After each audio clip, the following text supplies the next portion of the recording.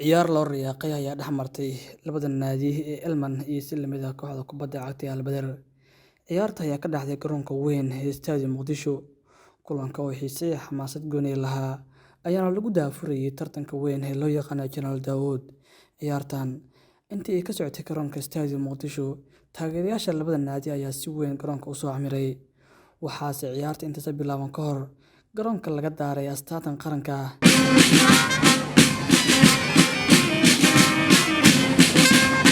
iyadoo ay garoonka ku wareegeen ciidamada Pambeyda, isla markaasna ay garaacayeen durbaanka ay caanka ku yihiin.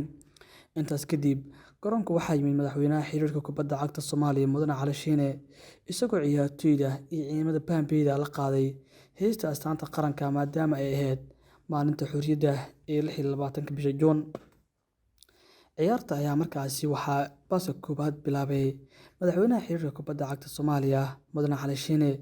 Waxaase labada kooxood ee Al-Badr iyo Elman ay soo bandhigeen ciyaar ay u riyaaqeen taageerayaashii garoonka soo xaadiray ee labada dhinac kala daabacsanaa. Qaybta koowaad ee ciyaarta ayaana lagu kala maray 3 gool iyo gool oo ay ku hogaaminayso kooxda kubadda cagta ee loo yaqaan Elman. Waxaana goolka koowaad ee ciyaarta u saxiixay ciyaaryahanka loo yaqaan Maxamed Cabdulqaadir. Laakiin daqiiqado kadib waxaa goolka barbardhaca naadiga Al-Badr u dhaliyay ciyaaryahan Hanad. Intii aysan dhammaan qaybta hore ee ciyaarta, Cabdulqaadir Sidow oo ah lambarka 6 ee kooxda Elman ayaa mar kale hoggaan u dhiibay kooxda kubadda cagta ee Jaalayaasha.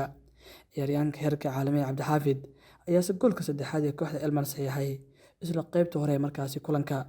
Waxaana ciyaarta qaybta koowaad lagu kala maray 3 gool iyo gool oo ay ku hogaaminayso kooxda kubadda cagta ee Elman oo u muuqatay inay ka awood badan tahay dhigeeda la yiraahdo Al-Badr.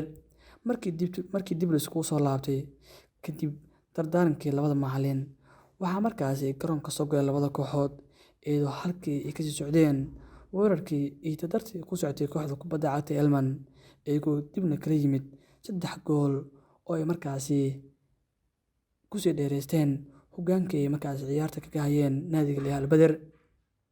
Markii dib la isugu soo laabtay daqiiqadii 50aadba waxaa goolka afraad ee naadiga Elman saxiixay ciyaaryahanka loo yaqaan Steven.